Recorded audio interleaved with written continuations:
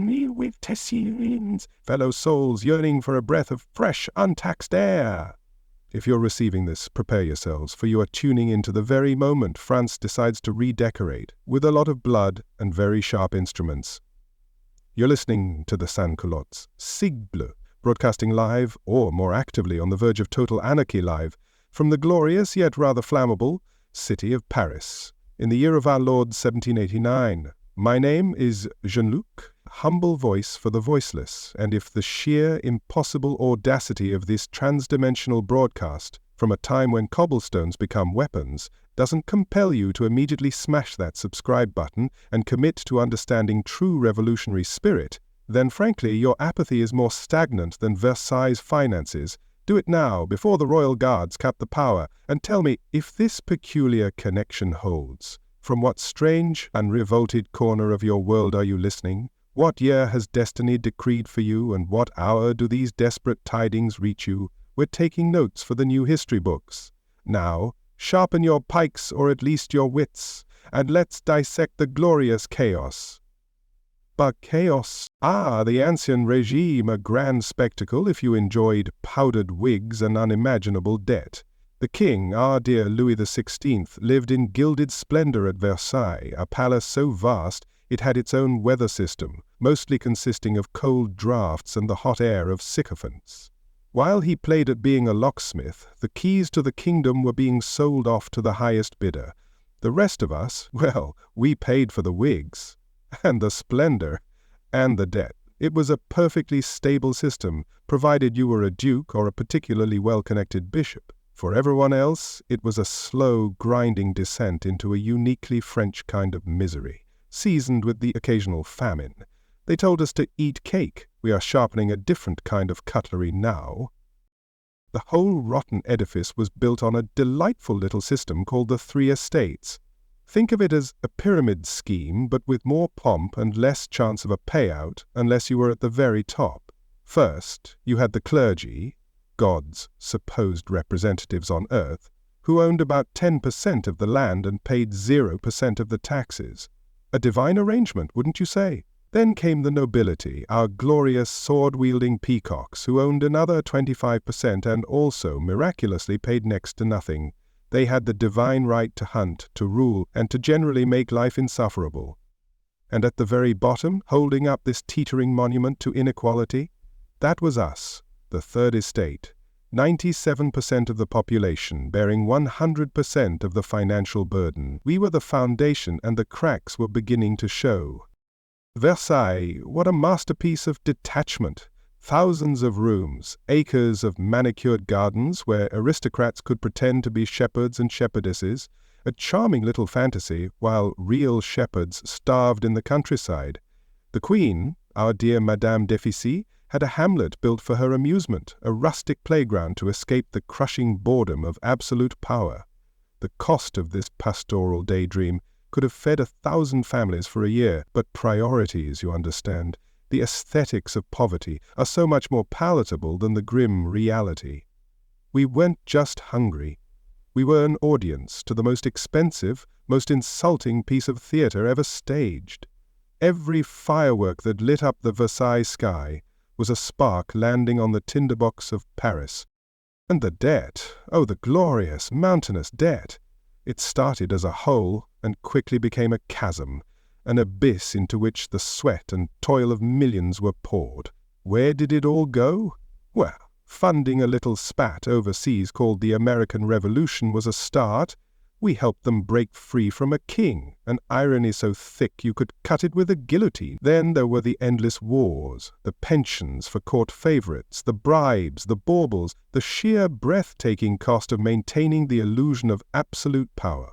The royal accountants tried everything, from creative bookkeeping to simply pretending the numbers weren't there. But debt is a patient creditor, and its collectors were now gathering in the streets, armed with more than just ledgers. The social ladder in this kingdom of ours was less a ladder and more a greasy pole. You were born into your station, and unless you were exceptionally clever or ruthless, you died there.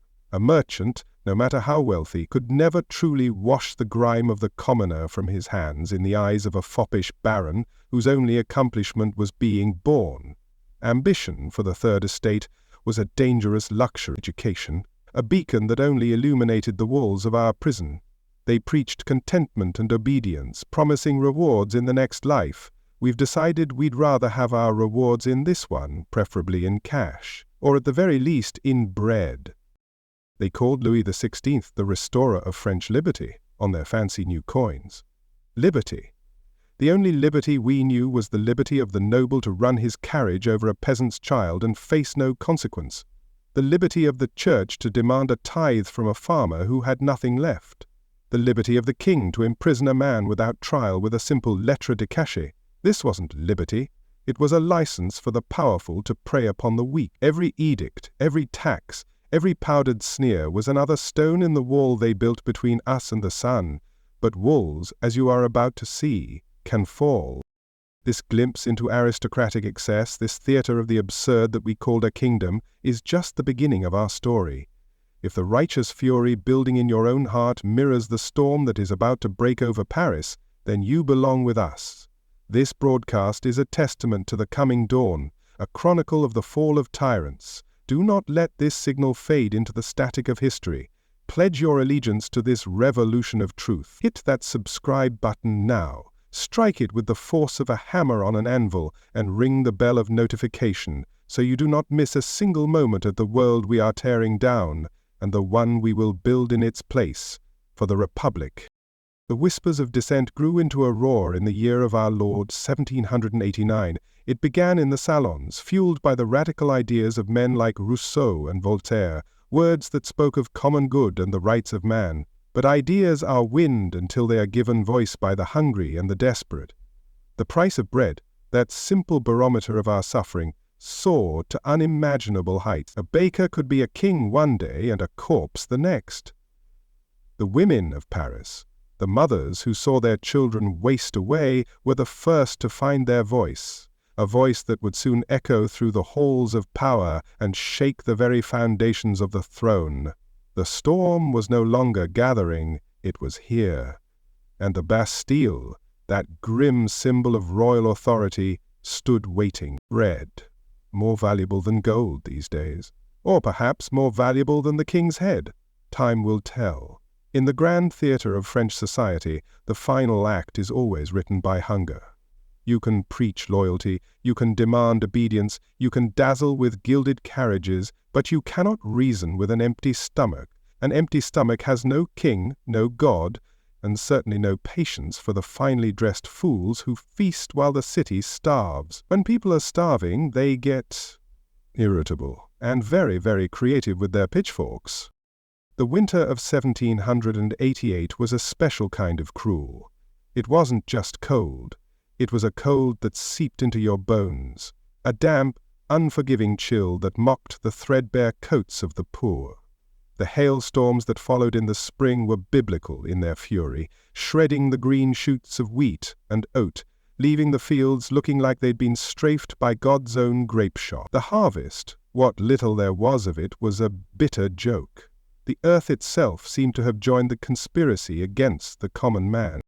And so the great bread crisis began. A simple loaf, the very staff of life for a Parisian family, became a luxury item. Its price didn't just rise, it rocketed into the stratosphere, leaving the wages of the working man far below. A laborer might spend 80% of his earnings on a single loaf for his family, a loaf that would be gone in a day. The bakeries, once places of warmth and comfort, became fortresses. Guards stood at the doors, not to keep robbers out, but to keep the desperate, hungry mobs from tearing the place apart for a single precious morsel. The markets became a theatre of despair. Women with hollow eyes and babies crying at their empty breasts would wait for hours, sometimes since before dawn, for a chance to buy a stale, overpriced piece of bread. Fights would break out over a dropped crumb. The air, thick with the smell of unwashed bodies and fear, would curdle with curses aimed at the bakers, the merchants, the king and the queen, who, they rumored, bathed in milk while their children drank from the gutter. It was in this crucible of hunger that our hatred for the aristocracy was truly forged. It wasn't just that they had food, it was that they flaunted it.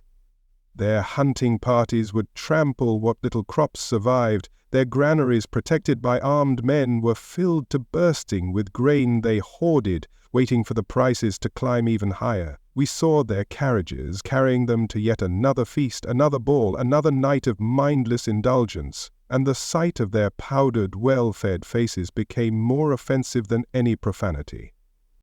The stories, whether true or not, spread like wildfire. Tales of feasts at Versailles where mountains of roasted game were left to rot. Whispers of the Queen's infamous "let them eat cake," a phrase that, even if never uttered, perfectly captured the chasm of understanding between the rulers and the ruled. We were not just starving subjects, we were the butt of a celestial joke, the punchline to an aristocratic anecdote. Our suffering was their entertainment. The hunger gave birth to a new kind of courage, the courage of those with nothing left to lose. The food riots began sporadically, like sparks in the dark. A baker's shop in the Faubourg Saint-Antoine, a grain convoy ambushed on the road to Paris. At first they were small, desperate acts, but they grew in size and fury.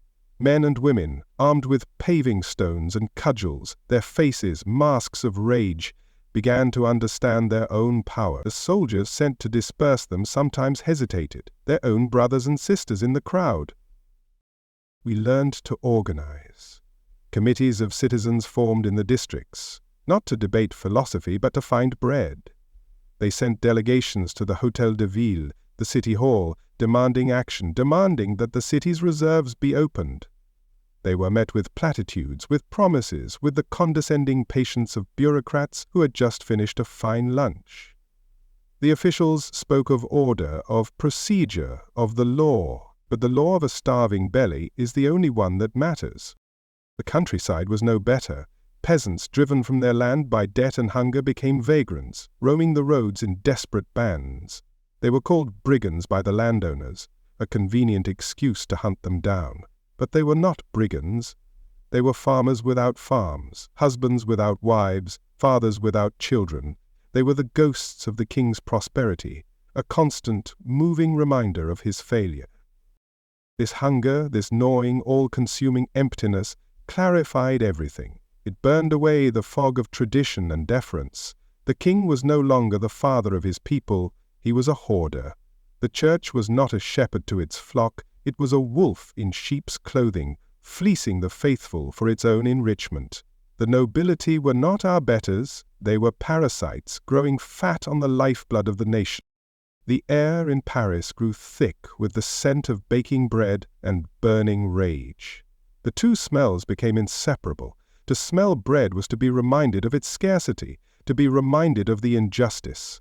Every bakery was a potential battlefield. Every dinner party at a noble's home was a declaration of war. We were a city of ghosts, haunting the feasts of the living, and our spectral fingers were closing around the throats of those who had starved us.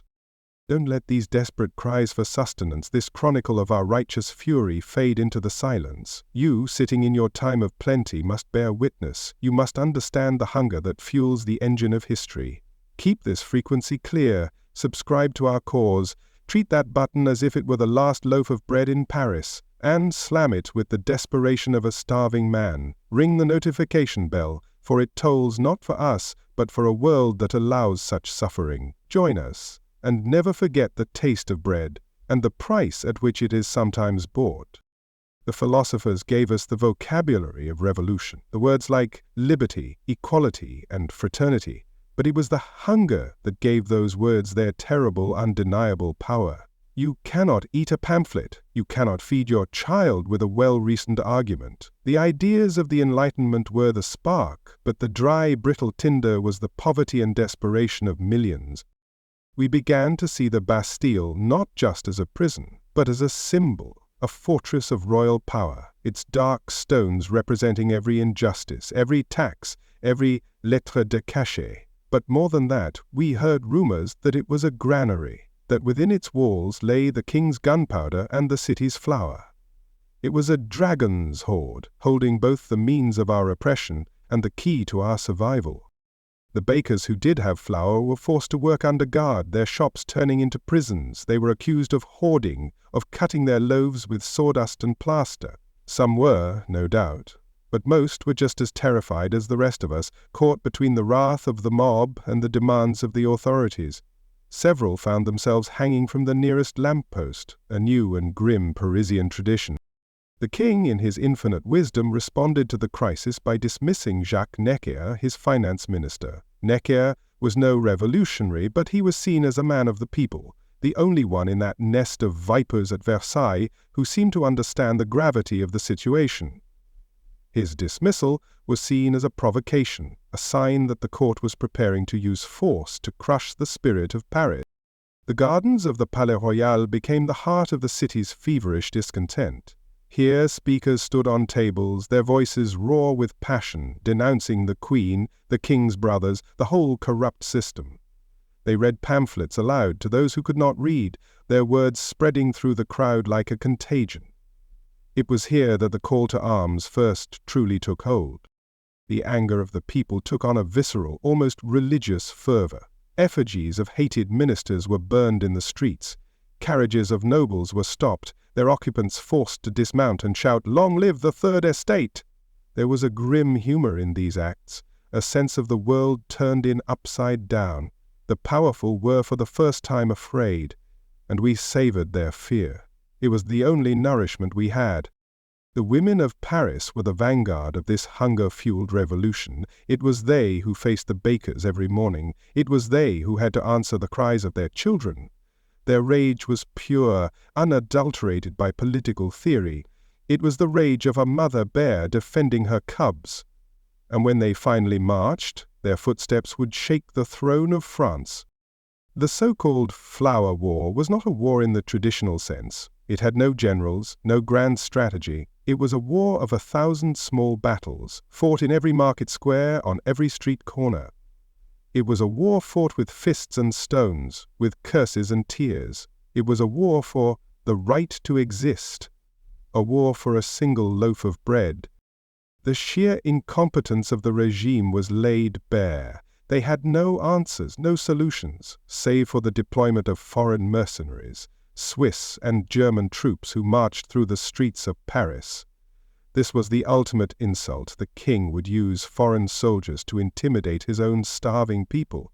It was a sign that he saw us not as his subjects, but as the enemy. And so we stand on the precipice. The hunger has done its work. It has stripped away our illusions, our fears, our respect for a system that has offered us nothing but contempt. The cry for bread has become a cry for blood, for liberty, for a new world. The empty plates of the poor will be filled, one way or another. Look around you. The faces in the crowd are no longer those of supplicants. They are the faces of judges. The hands that once begged for bread are now reaching for stones, for pikes, for anything that can be used as a weapon. The heart of Paris is a powder keg, and the air is filled with sparks. The fall of the Bastille is not just an act of political defiance. It is a raid on a granary. It is a hunt for the weapons that will allow us to protect our families, to seize the food that has been denied to us. It is the culmination of months of simmering rage, of slow starvation, of the dawning realization that if we want to eat, we must first be free. The hunger is the fire, and the fire is about to consume the old world. Its ideas, dangerous things, far more dangerous than a bayonet. A bayonet can kill a man, but an idea can kill a kingdom. For decades, these ideas have been floating in the Parisian air, like a good rumor or a bad plague, depending on your station in life. Liberty, equality, down with the king. Very catchy tunes these, especially when sung by a hungry mob. They are the invisible bullets, the intellectual poison that has been slowly sickening the Ancien Régime from the inside out. Before the hunger gnawed at our bellies, it was these whispers that first gnawed at our souls. They came from the salons, from the clandestine presses, from the sharp quills of men who dared to think. Men like Voltaire, Rousseau, Montesquieu, the holy trinity of our new godless religion called reason. They were the architects of our fury. the men who drew up the blueprints for the gallows before we even knew we needed them. They taught us not only that we could question everything, but that we must. Ah, Voltaire, that magnificent, cynical bastard. He sat in the Bastille for daring to insult a nobleman, and he never forgave them for it. His wit was a rapier, and he wielded it with surgical precision, slicing away at the bloated corpse of the church and the divine pretensions of the monarchy. He taught us to laugh at the bishops and the barons, and laughter is a powerful acid. Once you have laughed at your master, you can never truly respect him again. He made blasphemy fashionable and rebellion an intellectual exercise. Voltaire looked at the church with its immense wealth and its demands for piety from the starving, and he called it the infamous thing. He saw the hypocrisy, the corruption, the sheer audacity of men who claimed to speak for God while living like princes. He didn't just question their authority, he ridiculed it, held it up to the light of reason, and watched it crumble into absurdity. Every witty remark, every sarcastic pamphlet was a stone removed from the foundation of their power. Then there was Rousseau, Jean-Jacques, a man who loved humanity so much he couldn't stand to be around people. He gave us the most dangerous idea of all, the one that is the true death warrant for our dear King Louis. He told us of a social contract. He suggested that the power of a king is not granted by God, but by the people themselves. A contract. It becomes voided. A revolutionary concept disguised as a legal theory. Rousseau spoke of the general will, the collective desire of the people. He argued that this will was the only legitimate source of law. Think of it, not the king's whim, not some ancient dusty tradition, but the living, breathing will of the citizenry. He turned the pyramid of power on its head. Suddenly we, the Third Estate, were not the base to be crushed. We were the source of all legitimacy. He gave us the moral authority to become our own masters. His words were intoxicating. He wrote of a state of nature where man was born free, but is everywhere in chains. We looked at our lives, at the endless toil and the crushing taxes, and we knew exactly which chains he meant. He romanticized the common man, the noble savage, and in doing so, he demonized the corrupt, artificial world of the aristocracy. He made our poverty a mark of virtue and their wealth a sign of degeneracy. And let us not forget the Baron de Montesquieu, the cautious one, the nobleman who inadvertently gave us the tools to dismantle his own class. He looked at the monstrous, absolute power of the French crown and proposed a simple, elegant solution. Cut it into 3 pieces. He called it the separation of powers. The king should not be the one who makes the laws, enforces the laws, and judges those who break the laws. What a radical notion! Montesquieu argued for checks and balances, for a system where power could be challenged by other power. It was a direct assault on the very concept of absolutism, which gathers all power into a single pair of hands. He admired the English system, a fact that was considered deeply unfashionable and borderline treasonous in the salons of Paris. But the logic was undeniable. Power, when concentrated, inevitably corrupts, and we were living in the stinking proof of that maxim. These were not just abstract theories for bewigged aristocrats to debate over wine. They escaped the salons. They were printed in cheap illegal pamphlets that were passed from hand to hand in the dark alleys of Paris. They were read aloud in the coffee houses, in the public gardens of the Palais Royal, to crowds of artisans, shopkeepers, and lawyers' clerks, who hung on every word. The complex philosophy was distilled into simple, powerful slogans that a man could chant as he marched. The ideas spread like a fever. Popular sovereignty became the people are king. The rights of man became we have rights and we will take them.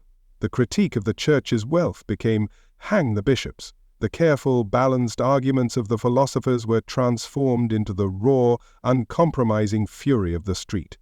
The intellectual spark had landed in a powder keg of misery. Hunger had made us desperate, but it was these ideas that made us dangerous. Hunger makes a man steal a loaf of bread. An idea makes a man storm a fortress. Hunger makes you hate the baker who has no bread to sell. An idea makes you hate the king whose policies cause the famine. The combination of an empty stomach and a mind full of Rousseau, well, that is the combination that topples thrones. If you are still trying to wrap your head around these radical thoughts, if the idea that a king is merely a public servant and that the church is a fraudulent corporation still sends a shiver down your spine, then you are one of us. You understand the power of a single world-changing idea. To ensure you don't miss the next stage of this intellectual and literal demolition, you absolutely must subscribe. Consider it your vote in favor of the general will. Hit that notification bell as if you were ringing it to signal the dawn of a new age of reason. Join our salon of revolution. These ideas gave us a language for our suffering. Before, it was just misery, a fact of life, God's will. Now it had a name, injustice. It had a cause, tyranny. And it had a solution, revolution. We were no longer just a hungry mob. We were the vanguard of liberty, the agents of the general will. It is so much more dignified to starve for a principle than to simply starve. The king and his court completely underestimated the power of these new doctrines. They believed they could be suppressed, that the authors could be imprisoned, the books burned. They failed to understand that you cannot imprison an idea. You cannot burn a concept. Every book they torched only illuminated the truth of its words. Every writer they locked in the Bastille only turned him into a martyr and a hero. The American experiment across the sea was a terrifying and thrilling proof of concept. We saw a people, inspired by these very same Enlightenment ideals, throw off the yoke of a king. French soldiers, men like the Marquis de Lafayette, had fought alongside them. They came back not just with stories of victory, but with the virus of liberty in their blood. They had seen it work. They knew a republic was not just a philosopher's dream. So the stage was set. The people were armed with intellectual dynamite. They knew the fortress of the Ancien Régime was built on a foundation of lies, the divine right of kings, the sanctity of the nobility, the unquestionable authority of the church. All that was needed was to light the fuse. The ideas had provided the justification. The hunger would now provide the motive. Voltaire's cynicism gave us the courage to doubt.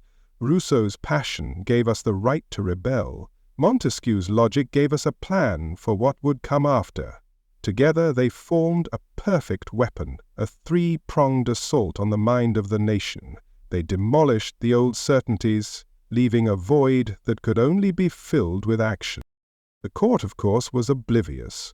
They continued their minuets, their affairs, their petty intrigues. They read the pamphlets, perhaps, and found them amusing, a diversion. They could not conceive that the grubby-handed masses they despised were reading them too, and not for amusement. They mistook the rumbling of the volcano for a peasant's indigestion. This is the great irony. The revolution was conceived in the drawing rooms of the privileged by disaffected nobles and ambitious bourgeois thinkers. They played with these ideas like a child plays with fire, never thinking the whole house would burn down, but the ideas had a life of their own. They were too powerful, too true, to remain a parlor game. They seeped into the military, where common soldiers began to question why they should fire on their own people to protect the privileges of officers who had bought their commissions. They seeped into the lower clergy, who saw the decadence of the bishops and felt a greater kinship with their starving flock. The entire structure of authority was being eaten away from within.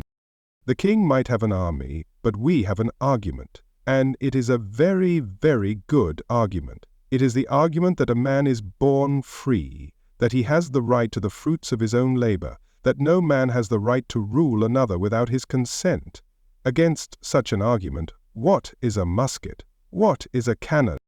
We are on the verge of finding out. The theories are about to be put into practice. The words on the page are about to be written in blood on the streets. The great experiment is beginning. The philosophers have loaded the gun. The people of Paris are about to pull the trigger.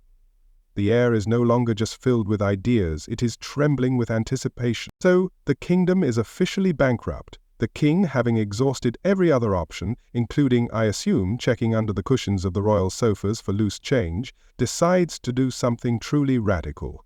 He decides to talk. He calls forth the Estates General. a dusty medieval relic of an assembly that hasn't been seen in France for 175 years. Imagine that, the political equivalent of digging up your great-great-great-grandfather and asking him for financial advice. This was seen as a sign of the king's enlightenment. It was, in fact, a sign of his utter desperation. For a brief, shining moment, there was hope. A pathetic, naive sort of hope. Across the country, the people were invited to write down their grievances in what they called cahiers de doléances, lists of complaints. Oh, the scribbling! The peasants complained about the salt tax and the nobles' hunting rights.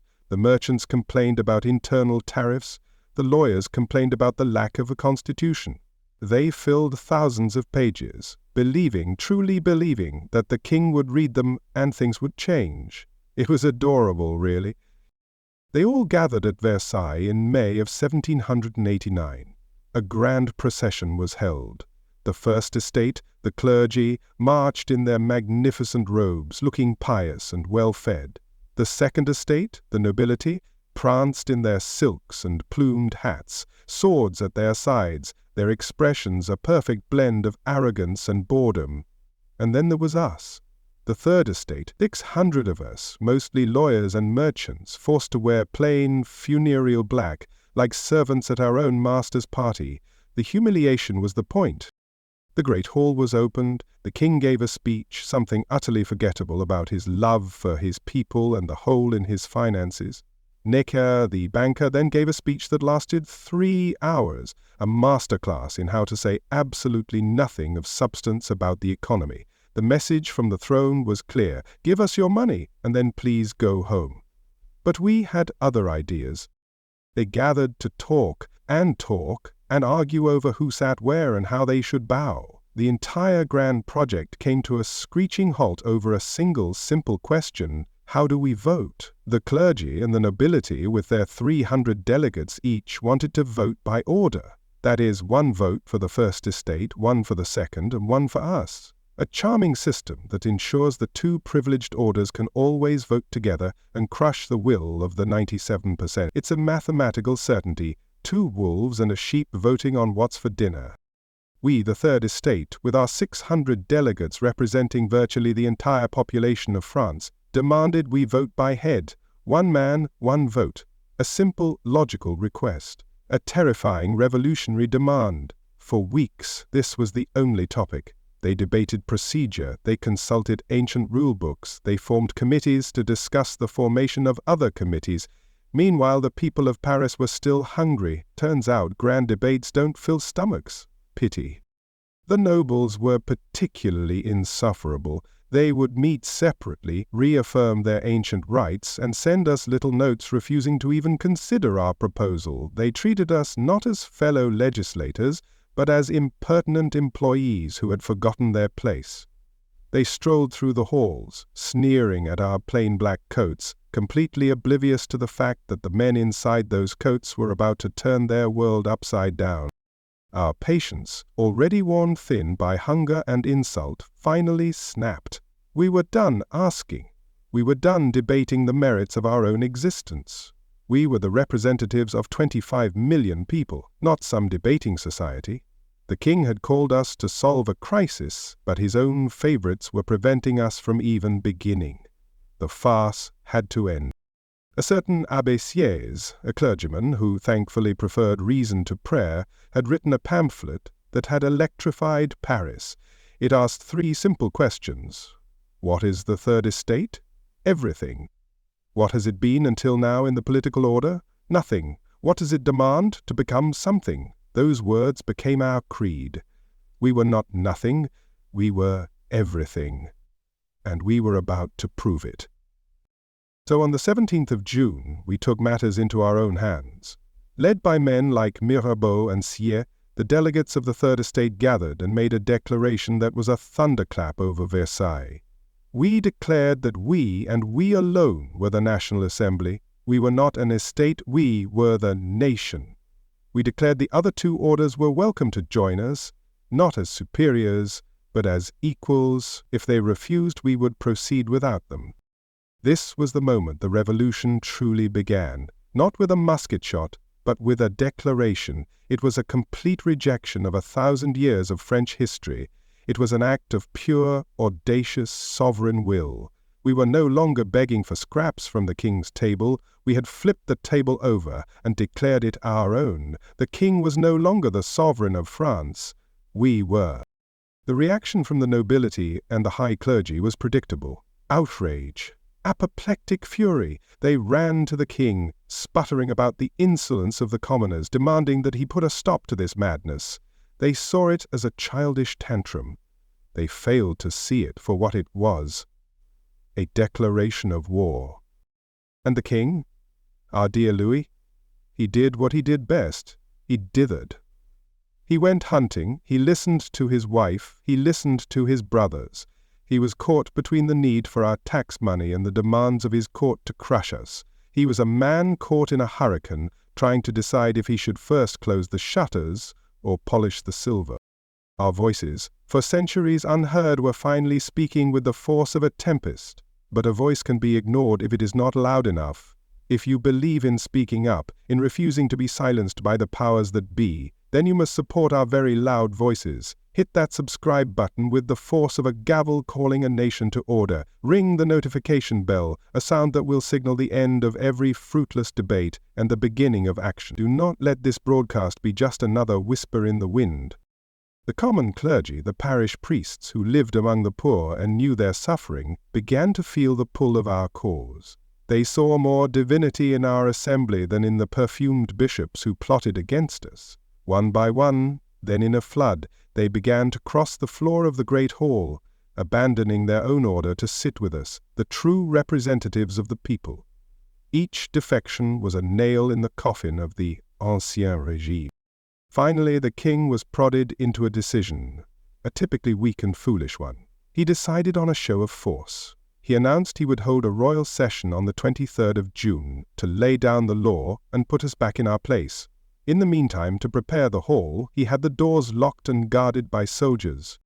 So, on the morning of June 20th, we, the self-declared National Assembly, arrived to find our way barred, locked out, as if we were unruly schoolboys who had been sent to our rooms. The insult was immense. The symbolism was perfect. The monarchy was literally trying to shut the door on the will of the nation. Did they think we would simply give up and go home? Did they think a locked door could stop an idea whose time had come? The deputies milled about in the rain, angry and defiant. The raw energy of the moment was palpable. This was the king's challenge, and we were about to give him our answer. Someone pointed to a nearby building, a large barn-like structure. It was an indoor tennis court, used by the nobles for their recreation. With a roar of approval, the deputies of the National Assembly, the sovereign voice of the French people, marched into the Jeu de Paume. Inside that damp, cavernous hall, history was made. There were no thrones, no fine decorations, just a wooden table, brought in from outside, upon which the astronomer Jean-Sylvain Bailly, our president, stood. His voice ringing with emotion, he led us all in an oath. We swore an oath to never separate, to reassemble wherever circumstances required, until the constitution of the kingdom was established and affirmed on solid foundations. It was a vow of collective defiance. We were a government in exile, 100 yards from our own chamber. This tennis court oath was our pledge of allegiance, not to a king, but to each other and to the people of France. It was the moment we burned our bridges. There was no going back. We had defied the king's direct order. We had sworn to create a new France, with or without his consent. The king had tried to silence us, and instead, he had given us our most iconic moment. He had locked us out of a room, and in response, we had laid claim to the entire kingdom. The deputies signed their names to the oath, their hands shaking with a mixture of fear and exhilaration. The news spread through Paris like wildfire. The locked doors, the tennis court, the oath. It was a simple, powerful story that everyone could understand. The king and his nobles were trying to cheat the people, and the people's representatives were standing firm. The battle lines were now clearly drawn. On one side stood the king, the nobility, and the ancient, crumbling edifice of absolute monarchy. On the other side stood the National Assembly, armed with the ideas of the Enlightenment and the desperate, unshakable will of a nation awakening from a long slumber. The talking was over. Something else was about to begin. So there we were, the self-declared sovereign will of the French nation, standing in the rain like a bunch of dismissed servants. The king, in a masterstroke of political genius, had his guards lock the doors to our assembly hall. He was going to hold a royal session in a few days to tell us all what to do, and apparently he didn't want us messing up the seating arrangement. The message was as subtle as a guillotine. You are dismissed. He thought a locked door would be the end of it. He forgot we were mostly lawyers. We are very good at finding loopholes. It was the morning of June 20th, 1789, a date that will now be rather difficult to erase. The deputies milled about, our black coats soaked, our dignity wounded, but anger is a marvelous fuel. It burns brighter than any royal decree. We were the nation, and we would not be silenced by a carpenter. A frantic search began, not for a way home, but for a new place to convene, a place the king had not thought to lock. Someone had an idea, a magnificent, absurd idea. The tennis court, they shouted, the jeu de paume, the king's brother's private sports hall. The irony was delicious, to be locked out of the hall of state, only to reconvene in the place where nobles worked up a light sweat before their evening feast, a very French way to start a revolution, with a sporting venue. And so the National Assembly, in all its damp and furious majesty, marched on the tennis court. The hall was cavernous, draughty, and smelled faintly of aristocratic perspiration. There were no gilded chairs, no tapestries, no trappings of power, just 4 walls, a high ceiling, and a dirt floor. The public, hearing of the commotion, swarmed in, climbing onto the windowsills and packing the galleries to witness this strange spectacle. It was the perfect stage, precisely because it was not a stage. It was real, it was raw. Our president, the astronomer Jean-Sylvain Bailly, was a man of science, not theatrics, but he rose to the occasion. A plain wooden table was dragged into the center of the room, and he climbed upon it, his face grim, his voice echoing in the vast space.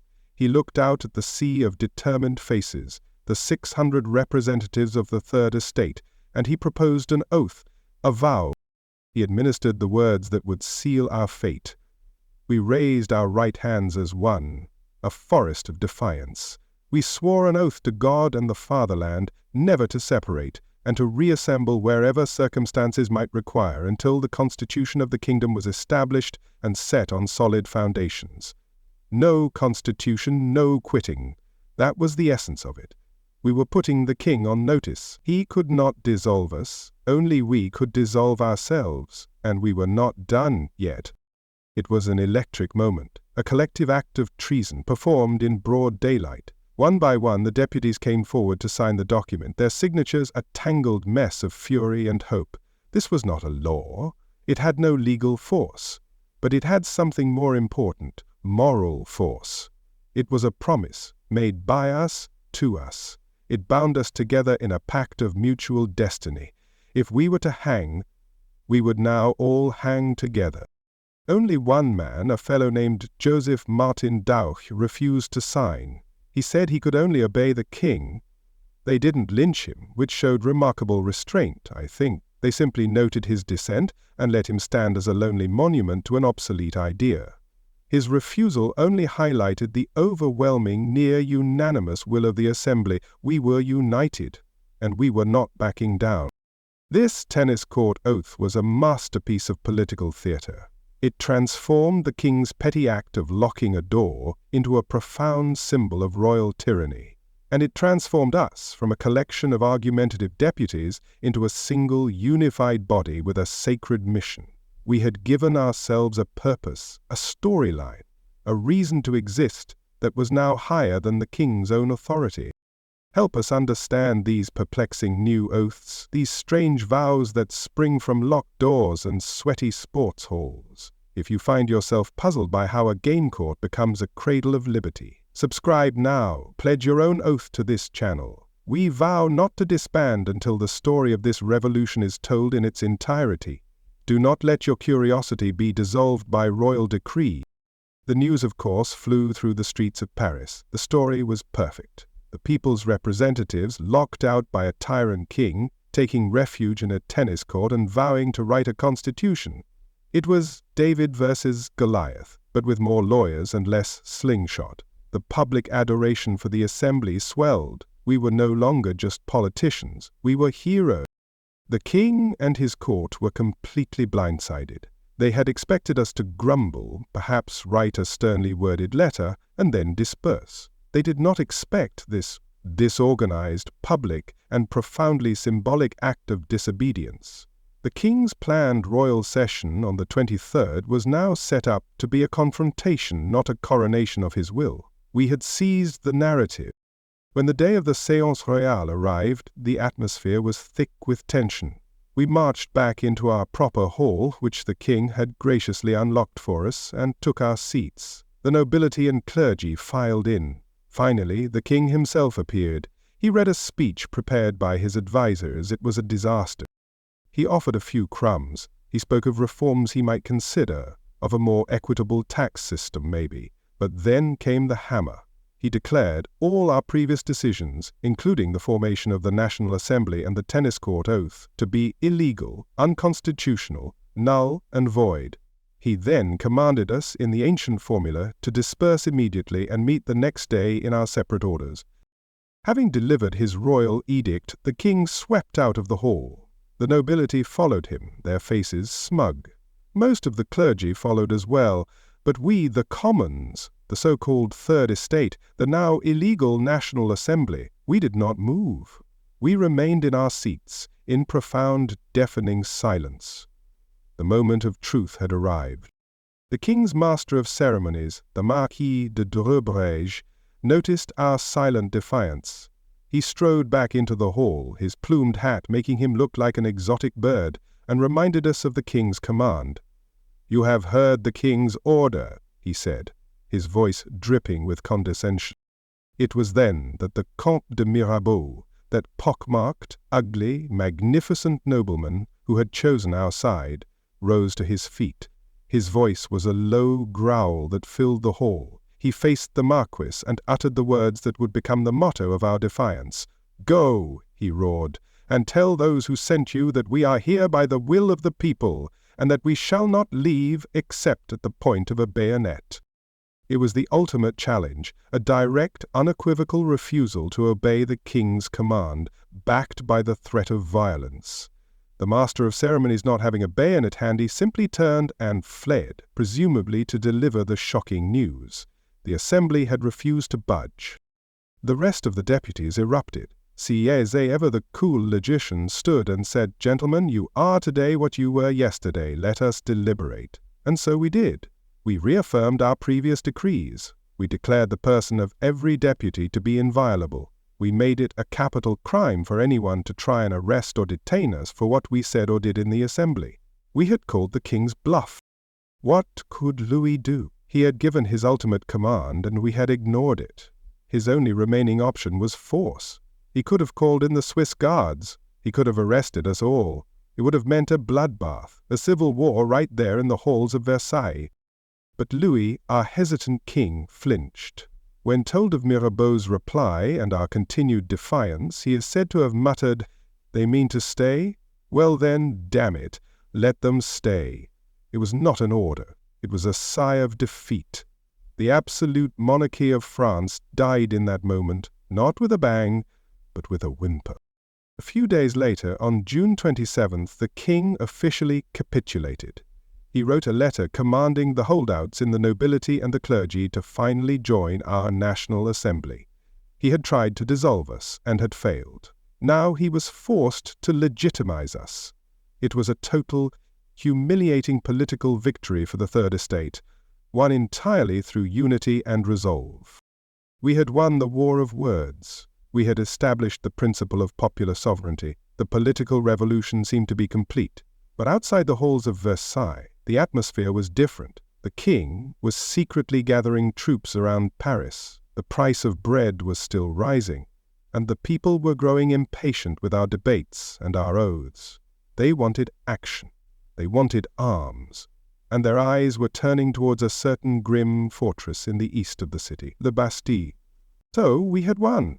The National Assembly was the law of the land, the king had backed down, and the nobles had been forced to sit with us. A new era of constitutional monarchy was dawning. At least, that's what the optimists and the fools believed.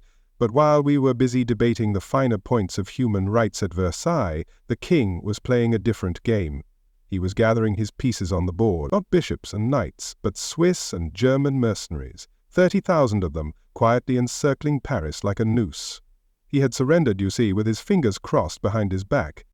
In this fragile, dishonest peace, there was one man who stood as a symbol of hope for the people, Jacques Necker, a Swiss banker, a Protestant, a man who actually understood arithmetic, a rare skill in the court of Versailles.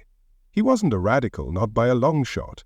He was a numbers man, but he had published the kingdom's accounts, showing everyone just how much of their money was being spent on diamond necklaces and frivolous wars. For this act of basic transparency, the people of Paris loved him. They saw him as their minister, the only one in that nest of vipers who seemed to give a damn about the price of bread. This, of course, made him deeply unpopular with the other vipers. The Queen, our dear Madame Deficit, couldn't stand him. The king's brother, the Comte d'Artois, a man whose arrogance was exceeded only by his stupidity, saw Necker's talk of reform as a personal insult. This Queen's party, as they were known, whispered in the king's ear day and night. They told him that compromise was weakness, that reform was the first step to ruin. They urged him to be a king, to crush this nascent revolution before it learned to walk. Necker. He was the only one who seemed to understand numbers. He was the cork in the bottle, the man holding back the flood of royal bankruptcy and popular fury. And so, on the 11th of July, a quiet Saturday at Versailles, the king's hardline advisers finally got their way. Necker was summoned by the king. There was no public announcement, no grand ceremony. He was simply and quietly fired. He was ordered to leave France immediately without telling a soul. A secret, cowardly little coup. Bad move, Louis, very, very bad move. Sometimes a crowd just needs a good excuse. The news of Necker's dismissal didn't reach Paris until the next day, Sunday, July 12th. It was a warm summer afternoon. The city was trying to pretend things were normal. Crowds were gathered in the gardens of the Palais Royal, the buzzing heart of revolutionary gossip, listening to soapbox orators and drinking lemonade. Then the whisper came, spreading from table to table, from group to group, like a contagion. Necker is gone. The king has finally shown his hand. The spark that lit the fire was a young man, a journalist, a lawyer with a stutter and a soul full of romantic fire. Camille Desmoulins. Seeing the mood of the crowd shift from anxiety to fury, he leapt onto a café table, a pistol in each hand, his stutter forgotten in the heat of the moment. He shouted that Necker's dismissal was the signal for a massacre. A St. Bartholomew's Day of patriots, the foreign soldiers at the gates were not there for a parade. They were there to butcher them all. "To arms!" he cried, his voice cracking with passion. "To arms!" The crowd, now a mob, roared its approval. Desmoulins, looking for a symbol, a banner for this new insurrection, plucked a green leaf from a chestnut tree. "Let us take up the green cockade," he yelled, "the color of hope." In an instant the trees of the Palais Royal were stripped bare as thousands of people fastened leaves to their hats, a spontaneous uniform for an army that did not yet exist. The mob, now adorned with their green cockades, needed a focus for their rage. Someone had the idea to raid the curiosity shop of a certain Monsieur Curtius. They seized the wax busts of the two men they saw as their champions, the dismissed Necker and the liberal-minded Duke of Orléans. Veiling the wax heads in black crape, they raised them on pikes. A grim mock funeral procession for the death of hope began to snake its way through the streets of Paris. This procession of ghosts and patriots marched down the boulevards, swelling in size and volume at every intersection. It was a river of anger flowing west, and near the Place Vendôme it met the steel breakwater of the king's authority. A detachment of the Royal Allemand Cavalry Regiment, German soldiers who spoke no French and felt no kinship with the people, moved to block their path. The confrontation was inevitable. The soldiers, led by the Prince de Lambesc, were ordered to disperse the crowd. They advanced. Stones were thrown. Shouts turned to screams. In the Tuileries garden, Lambesc, losing his nerve, ordered his dragoons to charge. They spurred their horses into the throng of men, women, and children, sabres drawn. An old man was knocked to the ground. Others were wounded. The first blood of the revolution stained the manicured lawns of the royal garden. If you find this series of delightfully ill-advised decisions by a doomed monarchy as fascinating as we do, you know what to do. This is your moment. This is your call to arms. Smash that subscribe button like a Parisian breaking down a city toll booth. Ring the notification bell with the urgency of Camille Desmoulins calling a city to rebellion. Join our ranks before the next volley is fired. The cavalry charge did not disperse the crowd. It electrified it. The news of the attack on unarmed citizens spread through the city, confirming Desmoulins' prophecy of a coming massacre. The time for parades and petitions was over. The people of Paris understood that they now had to fight or be slaughtered. The cry was no longer just for bread, but for weapons. And then the king made his second fatal mistake of the day. The French Guards, the elite infantry regiment garrisoned in Paris, were ordered to remain in their barracks, but their sympathies lay with the people. They were Frenchmen after all. Hearing that their fellow citizens were being attacked by foreign mercenaries, they broke out of their barracks, defied their officers, and rushed to join the insurrection.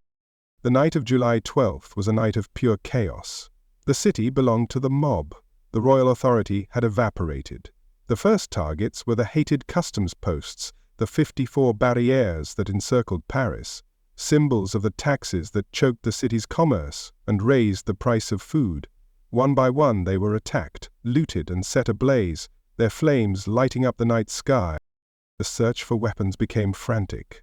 Gunsmiths' shops were emptied, theaters were raided for their prop swords. But these were not enough. An army needed muskets, cannons, and gunpowder. The people knew there were weapons in the city's armories. The immediate goal became the Hôtel des Invalides, the veterans' hospital, where tens of thousands of muskets were stored. But muskets without gunpowder are just clubs. And the largest store of gunpowder in all of Paris, several hundred barrels of it, had recently been moved for safekeeping. It had been moved to a certain grim medieval fortress on the eastern side of the city, a fortress whose very name was a synonym for royal tyranny and arbitrary imprisonment. The Bastille. Necker's dismissal had been the trigger. The court's hardliners thought they were cutting the head off the snake. Instead, they had merely poked the beast in the eye. They had given the people of Paris a single, unambiguous cause to rally around. They had transformed a political crisis into a fight for survival. The city's electors, the bourgeois representatives who had voted for the Estates Générales, scrambled to create some semblance of order. They formed a new city government, the Paris Commune, and voted to create a citizens' militia to defend the city, the National Guard. But they were racing against the fury of the street. The green cockade, the color of hope, was quickly abandoned. It was also the color of the king's reactionary brother, the Comte d'Artois. A new symbol was needed. They took the traditional colors of Paris, blue and red, and placed between them the white of the Bourbon monarchy. The tricolor was born, a symbol of the new reality, the people of Paris with the king held captive in their midst. The air on the morning of July 13th was thick with the smell of smoke and the sound of alarm bells. The tocsin rang from every church tower, a frantic, ceaseless clang that called the citizens to action. The city was an armed camp. Paving stones were torn up to build barricades. Pikes were forged in makeshift blacksmith shops. The revolution had found its body.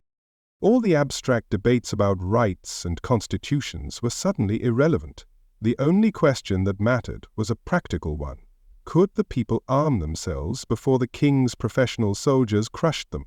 The National Assembly at Versailles was now just a spectator to the events it had unleashed. The king's move was, in hindsight, an act of monumental stupidity. He had a choice between slow, managed reform with Necker or a violent, unpredictable confrontation without him. He chose confrontation.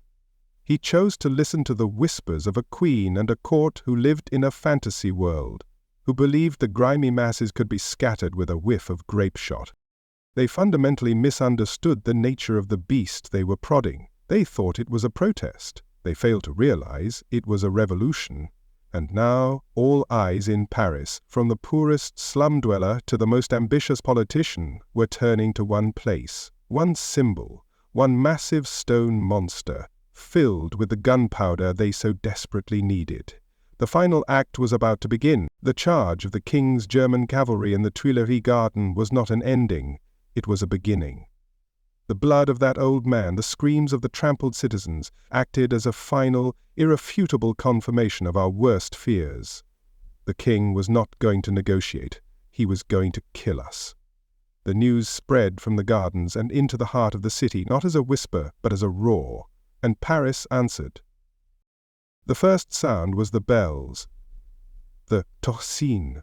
From Notre Dame to the smallest parish church, the bells began to ring, not for prayer, but for alarm. It was a frantic, discordant symphony, the city's frantic heartbeat, calling every man, woman, and child into the streets. It was a sound that had not been heard for generations, the sound of a city rising in open rebellion. The authorities had lost control. In fact, there were no authorities left. The streets are alive, not with music and commerce, but with shouting and burning, mostly burning. The first targets of the people's fury were the symbols of the taxes that had bled them dry for centuries. The 54 customs houses, the hated barriers that formed a ring around Paris, became the focus of our collective rage. One by one they were stormed, looted, their ledgers thrown into the street, their very timbers thrown apart and set ablaze. The sky above Paris that night glowed with the fires of liberation. Every man became a soldier, and every object a potential weapon. The gunsmiths' shops were the first to be empty, their fine hunting rifles and ornate pistols handed out to men who had never fired a shot in their lives. Theaters were raided for their prop swords, museums for their antique pikes. We were building an army out of thin air, fueled by desperation and righteous anger. The people have tasted something new. Power, and it's intoxicating, like bad wine, but far more effective. And what of the king's professional soldiers, the French guards? They were our brothers, our cousins, our drinking companions. Commanded to fire on their own people, they made their choice. They broke from their barracks, muskets in hand, and poured into the streets, not as agents of the king, but as protectors of the people. They set up skirmish lines against the foreign mercenaries, and the sound of disciplined volley fire was added to the symphony of chaos. The king's own army was fighting itself in the streets of his capital. This was not a riot. A riot is a brief, mindless spasm of anger. This was different. This was an insurrection. This was the city itself, rearranging its own anatomy. Paving stones, the very ground beneath our feet, were torn up and piled into barricades, creating a maze of fortified streets where cavalry would be useless. The city was transforming itself into a fortress, not against a foreign enemy, but against its own king. Out of this whirlwind of fire and fury, the city's bourgeois electors, the respectable men of property, saw a terrifying opportunity. They gathered at the Hôtel de Ville, the city hall, and took matters into their own hands. They were terrified of the king's troops, but they were perhaps even more terrified of the armed mob they had helped to create. They formed a new city government, the Commune, and voted to establish a citizens' militia, a force to control the chaos. They would call it the National Guard. They needed a new symbol, a new flag. The green cockade of Camille Desmoulins was abandoned. It was the color of the king's hated brother. So they created a new emblem. A compromise. They took the ancient colors of Paris, red and blue, and they placed between them the royal white of the Bourbon monarchy. The tricolore was born, a symbol of a new France, with the king as a prisoner of his own capital, a pretty ribbon to tie round the neck of a revolution. But the raw hunger that started this all had not gone away. Rumors spread that the monastery of Saint-Lézère, a vast and wealthy institution, was hoarding grain. A great mob descended upon it, smashing down its gates. They found what they were looking for, carts laden with flour. But they did not simply loot it. In a moment of pure revolutionary justice, They seized the carts and hauled them to the central market at Les Halles to be distributed to the hungry people of Paris. We were not just destroying, we were providing. Don't let our desperate cries for change, the sound of these bells, the light from these fires, fade into silence and be forgotten. These are the birth pangs of a new world. To bear witness is to take part. Hit that subscribe button. Strike it with the force of a hammer on a forge, crafting a new reality. Ensure that this broadcast, this testament from the heart of the inferno, reaches all who need to hear it. The night of July 12th and the day of the 13th were a blur of anarchic creation. The old world was being dismantled piece by piece. The king's police force had vanished. Some fled, some tore off their uniforms and joined the rebellion. For these few hours there was no law in Paris but the will of the people, and the will of the people was to arm themselves. The city was a vast open-air forge with blacksmiths working through the night, beating pieces of scrap iron into crude pikes. The respectable gentlemen of the new commune looked on with horror and admiration. They needed to control this energy, to channel it. They named a commander for their new National Guard, the Marquis de Lafayette, the hero of the American War. A nobleman to lead a people's army. The contradictions were piling up, but no one had time to notice. The priority was singular. Find more guns. Find gunpowder. The skirmishes between the French guards and the foreign troops continued, small pockets of intense, bloody fighting that flared up and died down across the city. The German dragoons, so confident when charging unarmed civilians, found it was a different matter entirely to face disciplined infantry who fired in volleys and did not break. The mercenaries were slowly, steadily pushed back, out of the city centre, towards their camps on the Champ de Mars. Paris was now an island, cut off from the rest of France. The roads were barricaded, the mail coaches were stopped and searched. The National Assembly at Versailles could only wait for news, listening to rumours brought by frantic messengers. They had started a war of words, and now it had become a war of paving stones and pikes. The revolution had left the politicians behind and was now in the hands of the people. The atmosphere was a cocktail of terror and exhilaration. For every citizen cowering in their cellar, there were 100 in the streets, feeling for the first time in their lives a sense of agency, of control over their own destiny. They were no longer subjects, they were citizens. And a citizen has the right to defend himself. The search for arms grew more organized. Delegations were sent to the remaining military posts, demanding they hand over their weapons. Some commanders, seeing the writing on the wall, complied. Others refused, leading to tense standoffs, the crowd outside growing larger and angrier by the hour. Every musket acquired was a victory, held aloft and cheered like a holy relic. But still it was not enough. We had passion, we had numbers, we had the French guards on our side. But the king had an army of 30,000 professionals at the gates. If they decided to storm the city, our pikes and hunting rifles would not hold them for long. We needed thousands of muskets, we needed cannons, and above all, we needed gunpowder. The electors of the Commune knew this. The leaders of the mob knew this. Every thinking person in Paris knew this. The insurrection had reached a point of critical mass. It either had to arm itself properly and prepare for a real war, or it would be crushed, and the reprisals would be terrible. The focus of the entire city began to shift. The initial chaotic phase of burning and looting was giving way to a more strategic objective. There were two great repositories of arms in Paris. The first was the Hôtel des Invalides, the sprawling hospital for military veterans, which housed a vast arsenal of muskets. The second was the Bastille. The Invalides had the guns, but the Bastille had the gunpowder. Without the latter, the former were useless. The grim medieval fortress, that great stone symbol of royal despotism, was not just a prison. It was now the key to the survival of the revolution.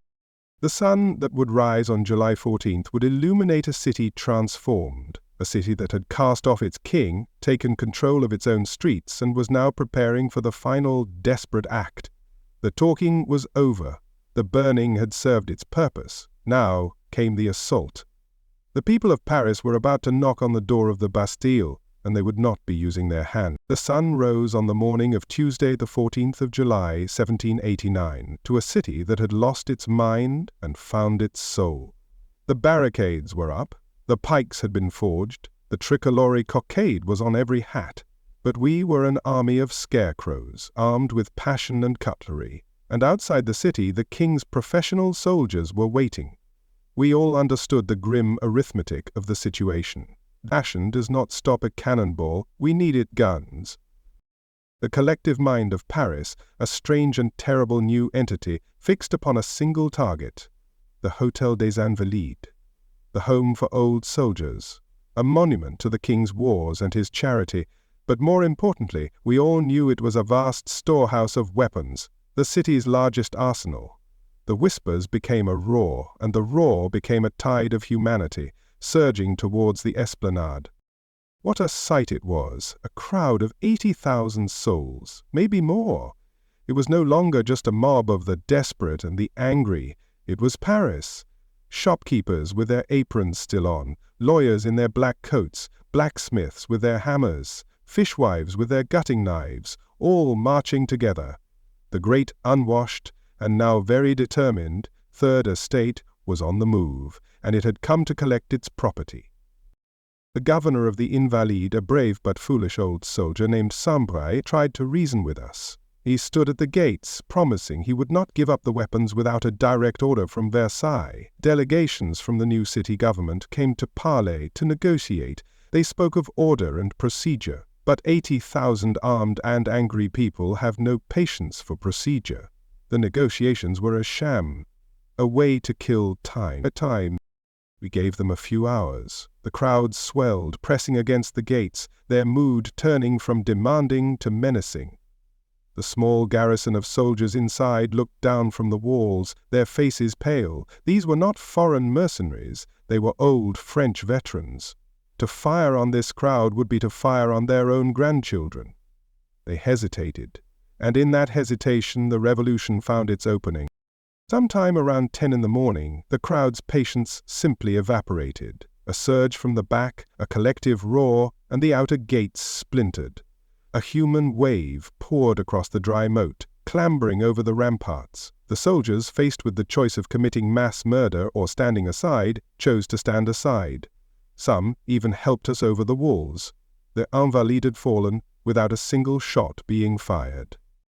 And the cellars. Oh, the beautiful, beautiful cellars! It was a treasure chamber of liberty. Racks upon racks of muskets, thousands of them stacked to the ceiling. Muskets, sabers, anything that could make a loud noise or cut through a royal guard. We armed ourselves. Men and women who had never held anything more dangerous than a rake were now brandishing Charleville muskets. Turns out, liberty feels much more achievable when you have a rusty firearm in your hands. The distribution was chaos, a joyous, frantic, desperate chaos. We found nearly 30,000 muskets and a dozen cannons. We were no longer a mob, we were an army. A poorly trained, disorganized, and probably drunk army, but an army nonetheless. We dragged the cannons out onto the lawns, whooping and cheering. We had the means to defend our city, we had the guns. But then came the punchline to the joke, the one crucial detail that turned our triumph into a new crisis. As the last of the muskets were being passed hand to hand out of the cellars, the old governor, Sambre, gave us the bad news. He had the guns, yes, but he did not have the gunpowder. The powder, the lifeblood of a firearm, where was it? Days earlier, he explained, on orders from the king, 250 barrels of gunpowder had been moved from the Invalides for safekeeping. They had been sent to the most secure location in all of Paris. They had been sent to the Bastille. If you enjoy the dark comedy of a revolution that finds 30,000 guns but no ammunition, then you belong here with us. We are broadcasting the glorious, terrifying, and utterly absurd story of our liberty. Arm yourself with knowledge, subscribe to this channel, load the notification bell, and prepare to fire. Do not let this signal be silenced. The mood of the crowd turned on a dime. The elation of finding the guns soured into the frantic desperation of knowing they were useless. A musket without powder is just a poorly designed club. What a perfect metaphor for our situation. All the revolutionary fervor, all the talk of liberty, meant nothing without the power to enforce it. A new cry went up, spreading through the armed thousands at the Invalides. To the Bastille! To the Bastille! It was the only logical next step. The great hunt for weapons had a new destination. The crowd, now burdened with their heavy, useless muskets, began to move. A river of armed citizens began to flow east, across the city, towards the Faubourg Saint-Antoine. This new procession was different. The mock funeral for Necker had been an act of grief. The burning of the toll booths had been an act of rage. This was an act of war. We were an army on the march, dragging our newly acquired cannons over the cobblestones. The sound they made was a deep, scraping groan, the sound of history being dragged into a new era. The Bastille. The very name was a curse. It was more than a fortress. It was a symbol, a great 8-towered monster of stone that loomed over the working-class districts of the East End. For centuries, it was the ultimate expression of the king's absolute power. It was the place where you could be sent without trial, without charge, on the whim of a minister, to be forgotten by the world. Its dungeons were the stuff of legend, filled, we believed, with innocent political prisoners, chained to the walls, wasting away in the dark. It was the physical embodiment of the tyranny we sought to overthrow. And now, by a perfect twist of fate, it also held the one thing we needed to ensure our victory: the gunpowder. As we marched, our numbers grew. The entire city seemed to be converging on that one point. The barricades were momentarily dismantled to let our cannons pass. The citizens who were not marching leaned from their windows, cheering us on, offering wine and bread. There was a sense of terrible, unified purpose. We arrived before its towering walls around midday. It was even more imposing up close.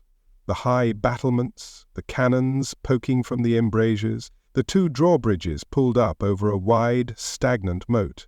It seemed impregnable, a medieval nightmare squatting in the middle of our city. The garrison was small, a little over 80 invalids, old soldiers well past their prime, and about 30 Swiss guards, professional mercenaries who would, we assumed, actually fight. The governor was a man named Bernard René de Launay, a weak, vacillating aristocrat who had been born within the prison walls and was now tasked with its defense. He was not a cruel man, by all accounts, but he was a man trapped by his duty and by the circumstances. He looked down from his battlements at the sea of faces, at the thousands of muskets pointed at his fortress, and he must have known he was a dead man. A delegation from the city government arrived to parley, the same routine as at the Invalides. They demanded that Governor Delaunay surrender the gunpowder to the citizens' militia and withdraw the cannons that were aimed at the streets. Delaunay received the delegation. He was polite. He even invited them to lunch. While they talked, the crowd outside grew larger and its patience grew thinner. They could see the talks happening on the walls, but they could also see the Swiss guards taking up their positions, muskets ready. The negotiations dragged on. From the street, it looked like a betrayal. The crowd began to shout for the fortress to be surrendered, not just its gunpowder. They wanted the prisoners freed. They wanted the monster itself torn down. Then, a small group of men, impatient with the talking, managed to climb onto the roof of a nearby perfume shop. From there, they could reach the chains of the outer drawbridge. With axes, they began to hack at the links. The crowd held its breath. With a great crash, the chains snapped, and the outer drawbridge came thundering down, crushing one man beneath it. The crowd roared and surged forward, pouring into the undefended outer courtyard. They were inside. But the main drawbridge to the inner fortress was still up. The real fight was about to begin, and so we stand before it. The Bastille, look at it. 8 round towers, thick as a rich man's skull, connected by stone walls 100 feet high. A black moat filled with stagnant green water surrounds it like a fetid necklace. It is a beast of stone, a medieval monster that has no place in a modern city.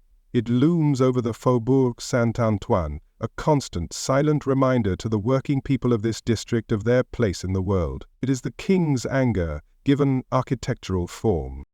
This fortress was not built to be a prison. It was thrown up in the 14th century, a bastion against the English, a key to the defense of Paris. But as the city grew around it, its military purpose faded. It became something else. Under the guiding hand of men like Cardinal Richelieu, it became the king's private dungeon, the place where inconvenient people went to disappear.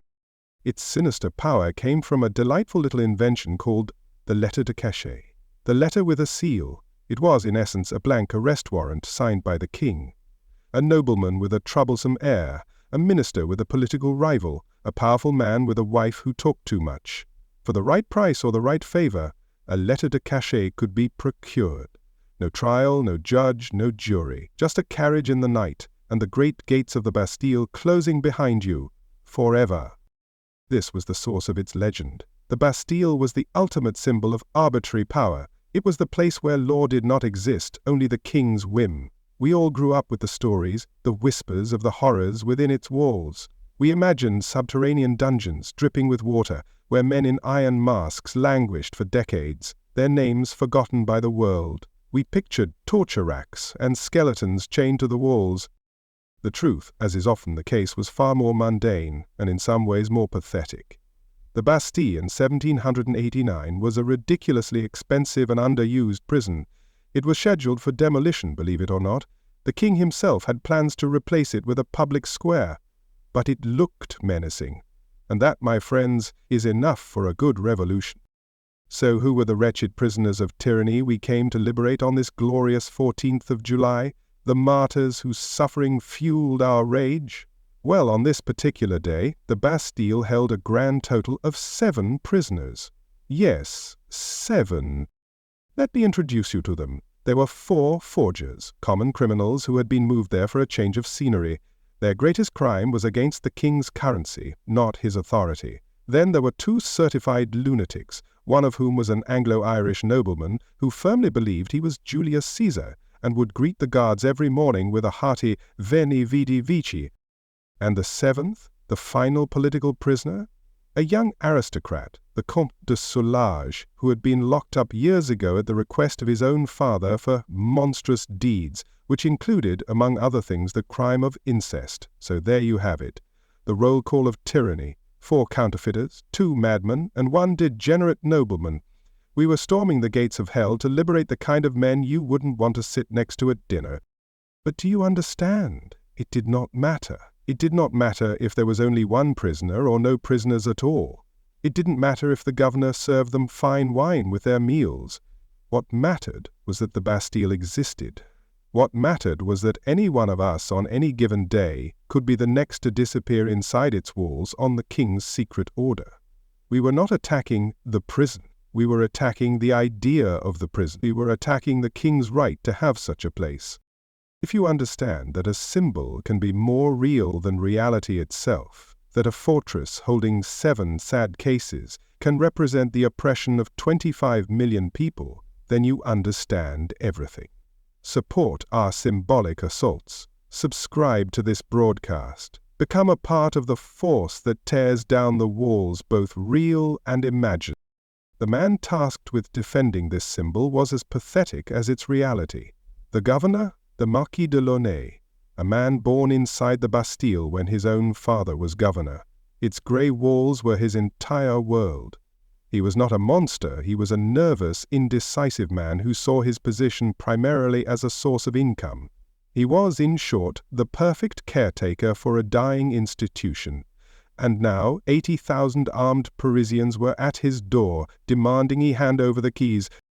Militarily, the fortress was a joke. Its cannons were mostly old and of different calibers. It was designed to defend against an English army, not the Parisian mob. Its high walls were a disadvantage, creating huge dead zones at their base, where attackers could shelter from gunfire. Its only real strategic value on this day was the 250 barrels of gunpowder sitting in its cellars, the gunpowder we had come for.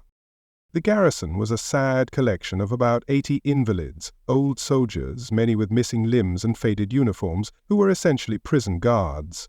They were supplemented by 30 or so professional Swiss guards, mercenaries hired for their loyalty to the king's coin, not his crown. This paltry force was all that stood between the people of Paris and the gunpowder they needed to make their 30,000 new muskets speak. As the delegations parleyed with Delaunay as he stalled for time and invited them to lunch, the crowd in the outer courtyard grew more agitated. They had come for arms, but now they wanted more. The very sight of the fortress, the cannons on its battlements aimed directly at their homes, ignited a deeper, more visceral rage. They wanted the prisoners freed, whether they were heroes or lunatics. They wanted the cannons removed, and more a new cry was being heard, "Down with the Bastille!" They didn't just want to raid it, they wanted to erase it. They wanted to tear it down, stone by stone, until nothing was left but a bad memory. This is what the men of property, the electors, at the Hôtel de Ville, failed to grasp. They sent their little delegations to ask politely for the gunpowder as if it were a commercial transaction. They thought they could control this. But the people in the streets were not there to negotiate. They were there to perform an exorcism. They saw in those 8 towers every injustice they had ever suffered. They saw the tithe to the fat bishop, the tax to the frivolous king, the sneer from the powdered nobleman. They saw their hungry children and their hopeless future. The Bastille was the stone heart of the beast that was crushing them, and they had come to cut it out. The hacking of the drawbridge chains was the turning point. The moment the crowd surged into the outer courtyard, the possibility of a peaceful resolution vanished. The fortress had been breached. The people were inside the first line of defense. Now they faced the inner sanctum, the main drawbridge still raised, the garrison looking down with their muskets leveled. The air crackled. The crowd, a chaotic mass of armed citizens, began to organize itself. Men with muskets from the Invalides formed ragged firing lines. The cannons we had dragged across the city were being positioned, aimed at the drawbridge. The French guards who had joined us began to direct the amateur artillerists. From the battlements, Governor Delaunay watched the scene with mounting terror. His orders were to hold the fortress, but he had also been told not to fire on the people, a classic command from a king who wanted to have his cake and eat it too. Delaunay was trapped between his duty and his survival. The crowd surged towards the second drawbridge, pressing against the gate. They were shouting, screaming, daring the soldiers to fire. A man with a tricolore flag climbed onto a parapet, a perfect target. Everything was still. The moment hung in the balance, a breath held by an entire city. What was Delaunay thinking in that moment? Was he thinking of his duty, of the king, of the fat pension he hoped to enjoy? Or did he simply panic? We will never know for sure.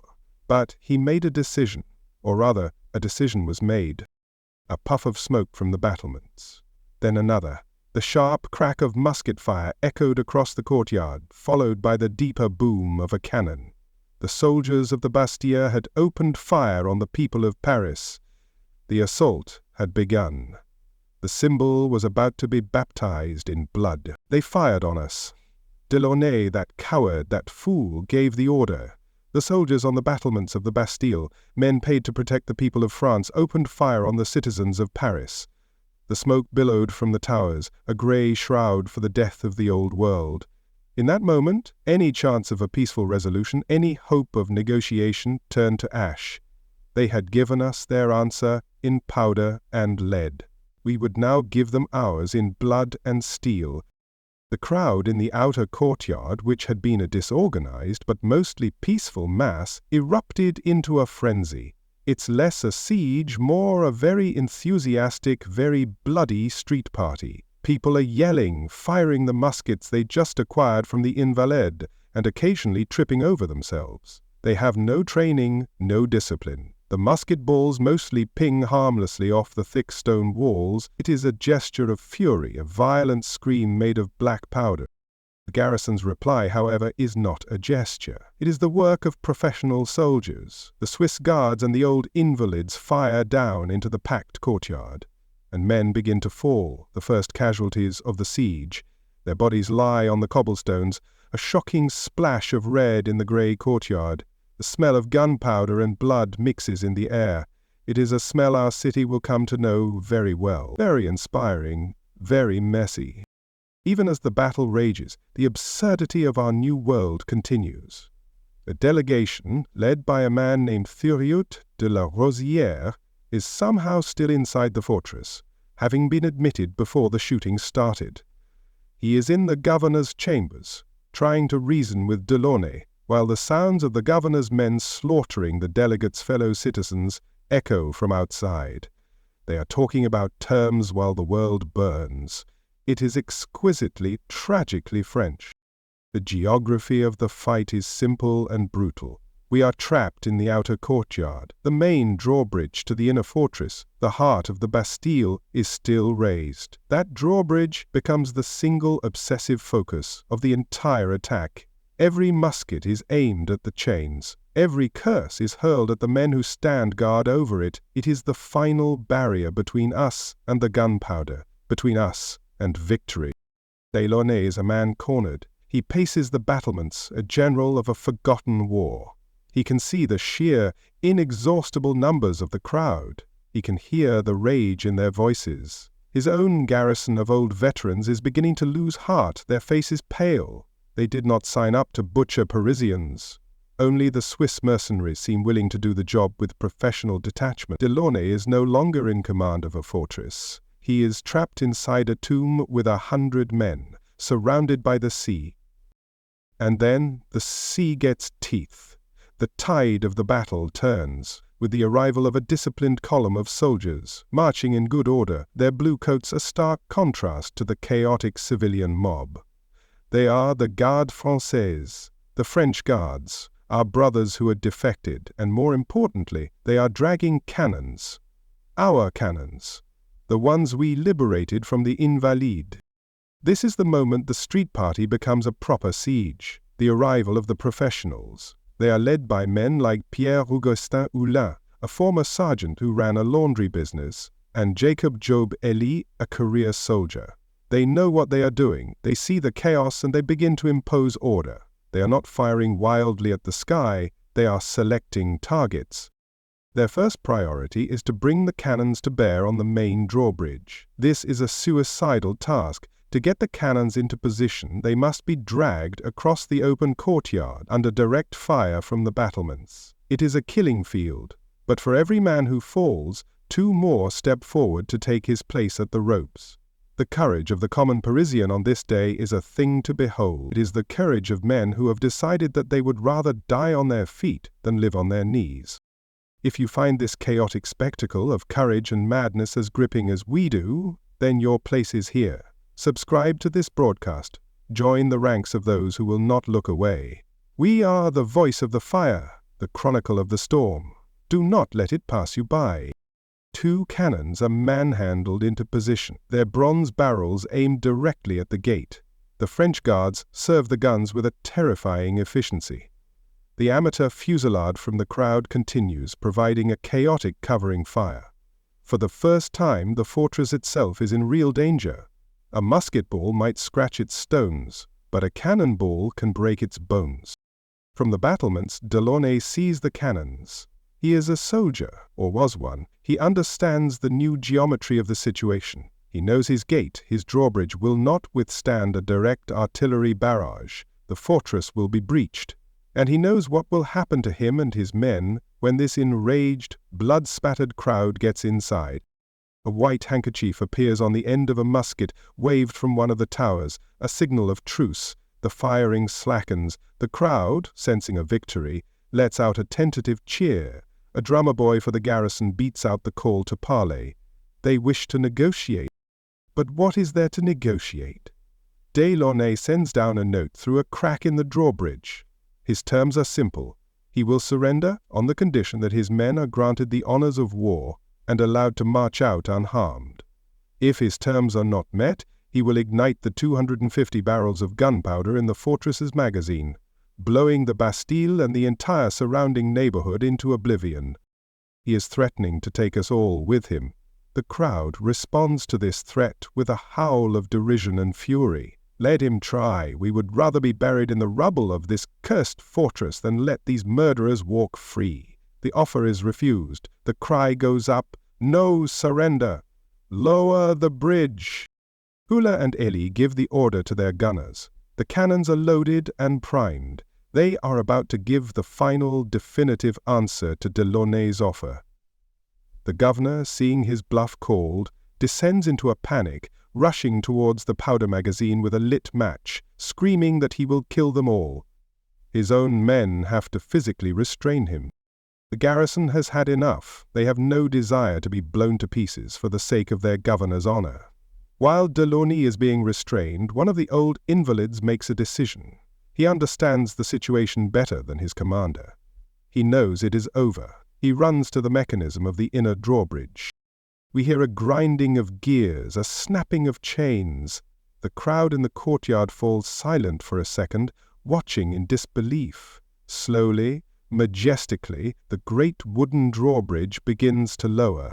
It comes down with a deafening crash, bridging the moat, opening the way into the heart of the fortress. For a moment, no one moves. It is the instant after the lightning strike, before the thunder rolls. The way is open. Then, with a single, unified roar that seems to shake the very stones of the city, the crowd surges forward. The siege is over. The people of Paris, the citizens, the mob, are pouring into the inner sanctum of the Bastille. There will be no terms, there will be no honors of war, there will only be revolutionary justice, and it will be swift and it will be brutal. The drawbridge is down. The heart of the beast is open.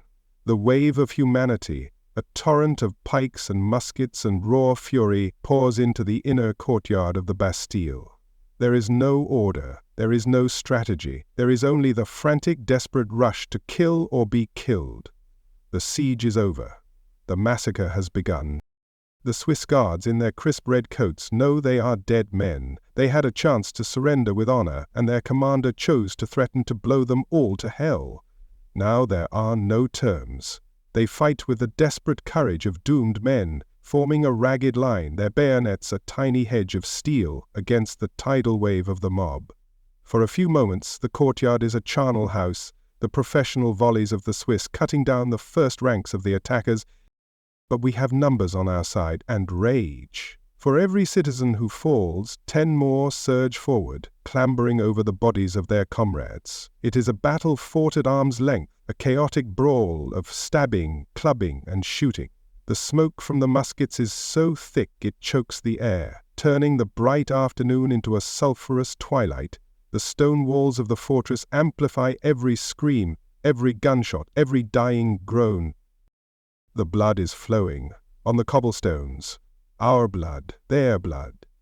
It pools in the crevices between the stones, turning them slick and treacherous. A man slips in the gore of his neighbor and is trampled underfoot.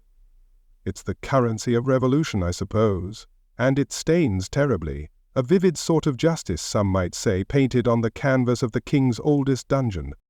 The 80 old invalids, the French veteran soldiers of the garrison, throw down their arms almost immediately. They are Frenchmen. They have no stomach for this slaughter. They tear the royal cockades from their hats and cry, "La Nation! La Nation!" hoping to be spared. Some are not. The mob is not in a forgiving mood. The hunt begins for the governor. Delaunay, seeing the fortress lost, is captured trying to flee. He is the prize, the living symbol of the tyranny we have just overthrown. The crowd surrounds him, a vortex of hatred. They strip him of his sword, his uniform, his dignity. He is punched, kicked, stabbed with pikes and bayonets. He is no longer a marquis. He is just a piece of meat. Meanwhile, a separate group breaks into the prison cells. They are looking for the martyrs of liberty, the noble philosophers and poets chained in the dark. They find our 7 sad prisoners. The 4 forgers are terrified. The 2 lunatics are utterly bewildered by the noise and the violence. The Comte de Sologe, the degenerate, is simply confused.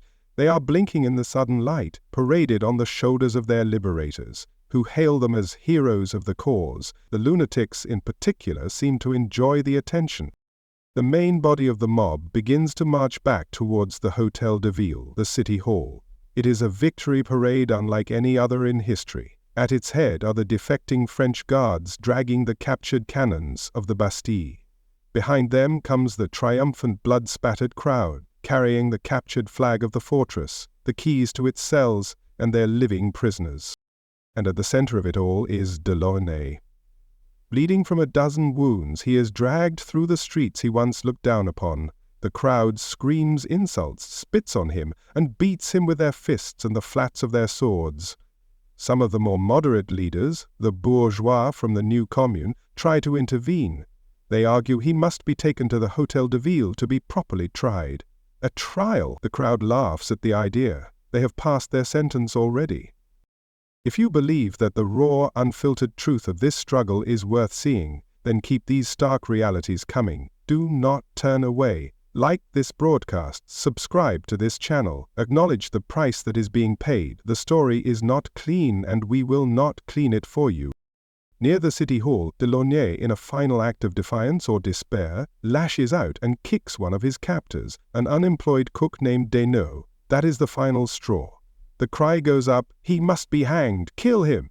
The mob surges. A sword flashes, then another. Delaunay falls to the ground and the crowd descends upon him like a pack of wolves. When the mob pulls back, the governor is dead. But that is not enough. His head must be a trophy. His head must be a message. The cook, Desnaux, saws at the governor's neck with a pocket knife. The crowd watches, fascinated and appalled. The head is finally severed and mounted on the end of a pike, the first head of the revolution to be paraded through the streets. It is not the last. The provost of the merchants, Jacques de Flesselles, is at the city hall. He has been accused of treachery, of stalling the people and sending them on a false hunt for weapons to buy the king's troops time. As he comes out to face the crowd and proclaim his innocence, a single shot rings out. He falls dead. His head, too, is severed and mounted on a pike, joining Delaunay's. This is a new kind of justice. Popular justice. It is brutal, it is terrifying, but it is not mindless. It is a ritual. It is a public declaration. This is the fate of those who betray the people. This is what happens to the enemies of the nation. The heads on the pikes are a warning to every aristocrat in Versailles. The cost of this victory is steep. Nearly 100 of the attackers lie dead or dying in the courtyard of the Bastille and the surrounding streets. Their bodies are carried away by their families, their names to be inscribed on a roll of honor. They will be known as the vainqueurs de la Bastille, the conquerors of the Bastille. Only one of the defenders was killed during the actual fighting. The rest were killed after they surrendered. As dusk falls on the 14th of July, Paris is a city transformed. The air smells of gunpowder, wine, and blood. The fortress, that symbol of 1,000 years of tyranny, stands open and broken, and through the twilight streets the two heads are paraded, their dead eyes staring out at the new world they did not live to see. The crowd follows them, carrying torches, singing and drinking. What is the king doing while his capital city erupts and his fortress falls? He is at Versailles. That afternoon he went hunting. His diary entry for the 14th of July, 1789, contains only one word, rien, nothing, meaning he had caught nothing on his hunt. He is completely oblivious. Later that night, the Duc de la Rochefoucauld's Le Long Corps, a liberal noble, will rush to the king's bedchamber to inform him of the day's events, the fall of the Bastille, the death of Delaunay. The king, still half asleep, will ask, "Is it a revolt?" And the duke will give his now famous reply, "No, sire, it is not a revolt, it is a revolution." And he is right. It is no longer a riot over the price of bread. It is no longer a protest over the dismissal of a minister. It is something new, something terrible, and something glorious. The people have not just taken a fortress, they have taken power. They have learned that the king's authority can be challenged and defeated. They have sealed this new reality in blood. The blood on the cobblestones, the blood of the 98 patriots who died taking the fortress, the blood of the governor whose head now adorns a pike. This blood is a barrier that can never be uncrossed. There is no going back to the way things were. The echoes of this day will reverberate across France, across Europe, across the world. The fall of a single, strategically insignificant prison will become the single most powerful symbol of the overthrow of tyranny. But for us, here, in the streets of Paris, it is not yet a symbol. It is a raw, open wound.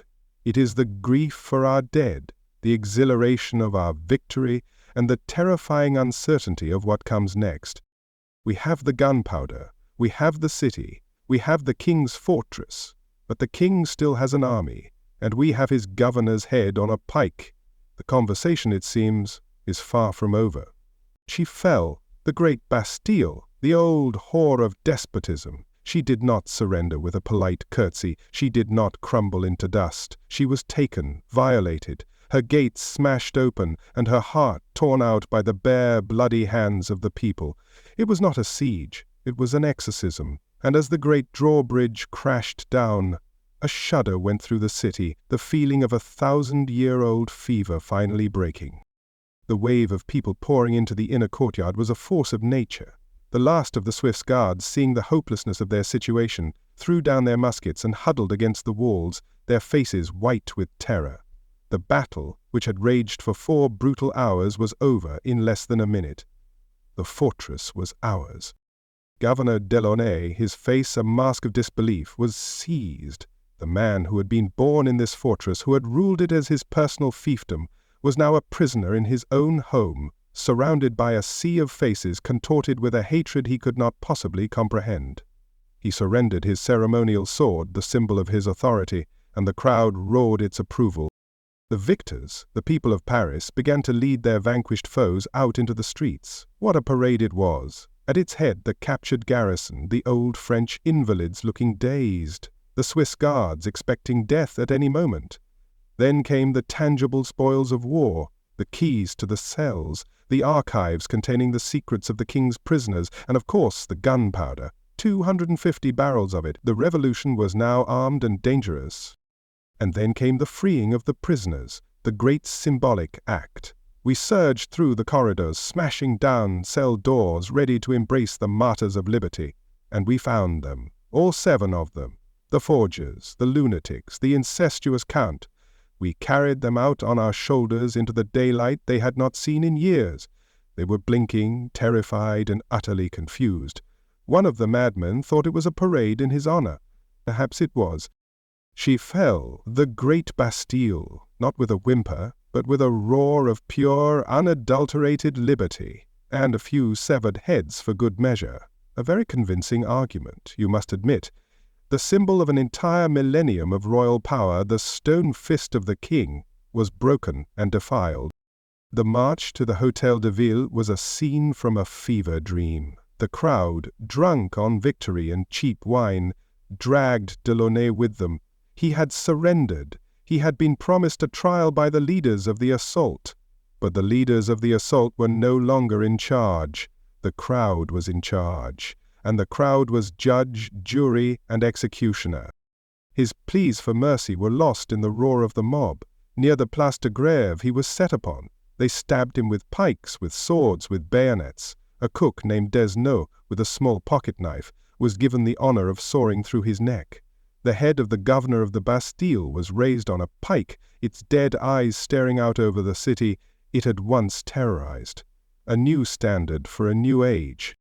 This was not just murder, it was a political statement. It was a message written in blood to the king in Versailles and to every aristocrat in France. This is the fate of those who fire on the people. This is the power of popular justice. It is a messy, terrifying business, this justice of ours, but it is effective. No one who saw that head on that pike would ever again doubt the seriousness of our intention. If you are still trying to process this monumental, terrifying, and glorious moment, then you must stay with us. This is history being written in real time. Be sure to subscribe. Do not miss the next chapter. The ink is not yet dry. The head of the provost of the merchants, Jacques de Flesselles, accused of misleading the people, soon joined Delaunay's. The 2 grisly trophies were paraded through the streets by torchlight, a macabre tour of the new Paris. The people danced around them, singing revolutionary songs. It was a carnival of vengeance. And the prisoners? Our 7 heroes? They were celebrated, given new clothes, and hailed in every tavern. They had no idea what was happening, but they seemed to enjoy the free drinks. They were the living proof of our victory, the justification for the bloodshed. It didn't matter what they had done. What mattered was where they had been. They were living relics, saints of a new, violent religion. The news spread through the city like fire through a dry forest. Church bells rang all night, not in alarm, but in triumph. People embraced in the streets, strangers sharing wine and bread, weeping with joy. The word on everyone's lips was liberty. We had tasted it. It tasted of gunpowder and blood. From Paris, the news galloped out into the countryside. In city after city, the people rose up, stormed their own local Bastille, and formed their own national guards. The fall of one fortress in Paris became the signal for a nationwide insurrection. The king had not just lost his capital, he was losing his kingdom. At night, at Versailles, the king was finally woken from his slumber. The Duc de la Rochefoucauld, Lancourt, stood by his bedside and told him everything. The arming of the people, the storming of the fortress, the murder of his governor. The king, still groggy with sleep, asked the famous question, "But is it a revolt?" And the Duke gave the immortal reply, the epitaph for the old world, "No, sire, it is not a revolt. It is a revolution." And what a revolution it is! It is the demolition of a symbol. The Bastille was more than stone and mortar. It was the physical manifestation of the king's power to make a man cease to exist. By tearing it down, we were not just freeing 7 men, we were freeing 25 million. We were making the king's power conditional. The very next day, the demolition began, not by royal decree, but by the will of the people. A contractor named Palloy was given the job, and he turned the destruction into a national event. He sold souvenirs made from the stones of the fortress, little models of the Bastille, dominoes, snuff boxes, spreading the pieces of the dead monster all across France. The keys to the Bastille were given to the Marquis de Lafayette, our new commander. He would later send one to his friend George Washington in America, a token from one revolution to another, a passing of the torch. This victory, this single day, changed the political landscape forever. The king, seeing that he could no longer rely on his army, was forced to capitulate completely. He came to Paris a few days later, a hostage in his own capital. He was made to wear the tricolor cockade, the symbol of the very revolution that had just disemboweled his authority. He stood on the balcony of the Hôtel de Ville, the same place where Dismissal had been shot, and looked out at the sea of armed citizens. And he smiled. A pathetic, terrified smile. The hunter had become the hunted. The fall of the Bastille was the proof. It was the proof that the people, when united, were stronger than the king. It was the proof that an idea, liberty, could be more powerful than an army. Of course, it is not the end. It is only the end of the beginning. We have a broken fortress, a captured king, and a city that is still starving. The great questions of how this new France will be governed are yet to be answered. But, for now, we celebrate. We celebrate the fall of the walls. We celebrate the fear in the eyes of tyrants. We celebrate the blood and the courage and the sheer, magnificent, terrifying power of the people unleashed. The beast is dead. Long live the revolution. She is fallen. The stone beast is dead. The heart of tyranny has been ripped from the chest of Paris, and the people are dancing in its blood. From my rooftop perch, I can see the bonfires lighting up the sky, each one a funeral pyre for the Ancien Régime. We have done it. We have taken their fortress, their gunpowder, their symbol. We have taken our city back. Liberty has been born today, screaming and covered in gore, but alive. The heads of Delaunay and Dismissal are still making their grand tour of the city, a lesson in civic responsibility for any who would dare to stand against the will of the people. The captured cannons of the Bastille are parked before the Hôtel de Ville, silent guardians of our newfound power. We have armed ourselves, we have fought, and we have won. the 14th of July, 1789. Remember this day, it is the first day of the rest of the world. But as the cheers begin to echo and fade, a strange quiet settles in my own heart. The wine of victory is sweet, but it has a bitter aftertaste. The blood on the cobblestones, our blood and their blood, does not wash away easily. It seeps into the ground, a foundation for this new France we hope to build. But what sort of house can be built on such a foundation? A vivid sort of justice, some might say, but justice and vengeance are twins that are often difficult to tell apart in the heat of the moment. And there is a new sound beneath the cheering and the singing. Can you hear it? A whisper on the wind, a chilling little rhythm carried on the static of this broadcast. It is the sound of a new idea, a new machine. They speak of it in the cafes and the political clubs, a solution for the enemies of the nation. So much cleaner than a pocket knife, so much more efficient than a mob, a neat, tidy, democratic way to shorten a man by a head. And so, as the sun sets on the Bastille and rises on a truly free France, this has been Jean-Luc, your humble, and now rather hoarse, broadcaster from the heart of the revolution. We tasted the blood, inhaled the liberty, and we have heard the echoes of the guillotine. A distant whisper, perhaps, but a distinct one. A promise of a terrible, unwavering equality that is to come. If this desperate, darkly humorous transmission from the very brink of a new age has given you a moment of profound contemplation, or perhaps made you appreciate your own era's less bloody forms of protest, then my purpose is served. We have shown you the price of freedom. Do not forget it. Do not let the statues and the national holidays obscure the memory of the butcher's bill. Keep listening, keep questioning, and for the sake of the Republic, which may or may not last the year, keep that subscribe button pressed. The story is far from over, and the shadows that linger even at the dawn of liberty are long and deep. You must bear witness to what comes next. It is your duty as a citizen of the future. Until the next broadcast, from somewhere less prone to beheadings. Vive la Révolution!